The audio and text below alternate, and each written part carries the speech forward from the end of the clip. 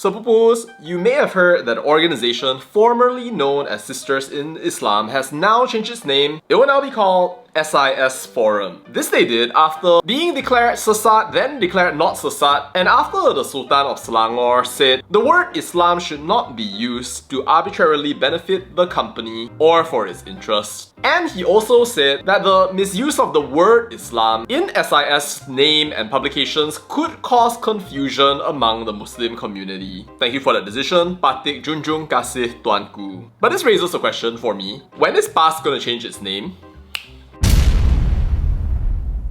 So pupus, PAS stands for Parti Islam Se-Malaysia. I have no idea where the A comes from, maybe that's why Siti Kasim calls it Parti Peace. You know, they say that they're a harakat or a movement, and some people say that they're a political party, and it turns out that it depends on who you believe. I mean, if you were to believe Dr. Mahathir, for example, PAS is a betrayer of the Malays and he never once believed in their Islamic pretensions. Wow. Harsh words, Tun. But see, I totally agree with Sultan Sharafuddin, who by the way, previously asked PAS to stop insulting royalty and the constitution. Islam should not be used to benefit a company, and if we generalize that, it shouldn't be used to benefit any organization. And if calling it Parti Islam Se-Malaysia can cause confusion, then maybe you should rename. Unless of course they're, you know, manipulating the religion for their own ends, which is what Dr. Mahathir had said, and yeah, a lot of people feel. You know, this is no longer just an original idea because it seems that Dr. Puat Zakashi came up with the exact same idea today with a hot take, a war of words, umdat mantap. But you know, I guess that's a question, like, is it actually Islamic? I know some of you are tempted to say the K word. And no, I am not a cool kid. Let's go right to the source and try to figure out from good old Hadi Awang. I mean, Hadi's a fun guy if you look away from the whole list of random racist, insulting things that he's advocated for. He declares that only Islam can rule, all others must be pak turut. But most importantly, and what we're looking for here today, is that he says that only Islam can correct people's behavior. Now this is interesting. It looks like we've got something to go on here. I mean, like, he says only Islam can correct people's behavior. So logically that means that if something is Islamic, then it can correct people's behavior. Got it. Wonderful. Which then raises a question. What kind of behavior is Islam supposed to correct?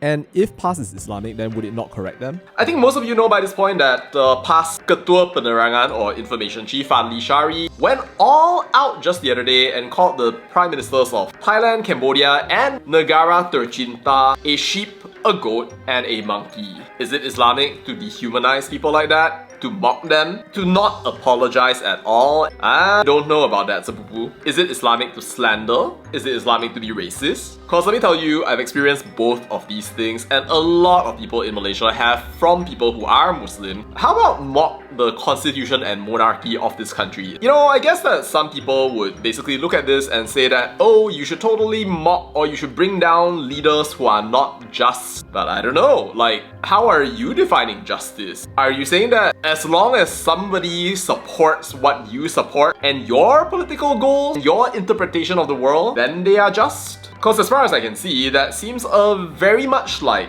matlamat menghalalkan cara. If you're literally just going with that logic, then you're basically saying that you have a license to insult any leader that you want at any place at any time. As long as you say, oh, they're not on the side of justice, therefore I can mock them. It doesn't matter. I have no incentive to be respectful. But as far as I can see, if that's the logic, then this is how I imagine a past ASEAN meeting. Berani kerana benar? Yeah.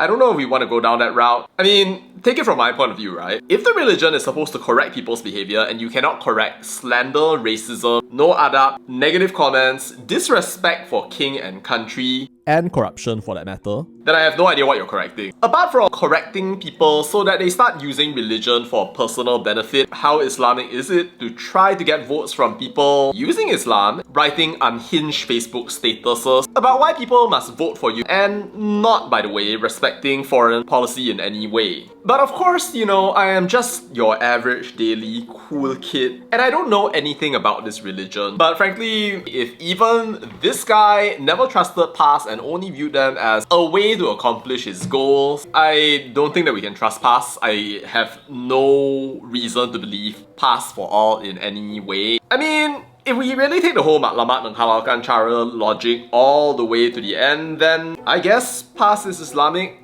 no matter who says what under what circumstances. But it also seems to suggest to me that anybody can define what Islam is. Maybe PAS should call itself Parti Agama Sendiri. So yeah, like, this goes out to any sultans out there, tuankus. If you agree that PAS is not Islamic, then maybe you should issue a royal directive, a corrective order if you will. But if there is no corrective order, then I guess that means that all of these things were Islamic after all, and we didn't need to ask any questions. Well, that's all I have to say about that, and bye.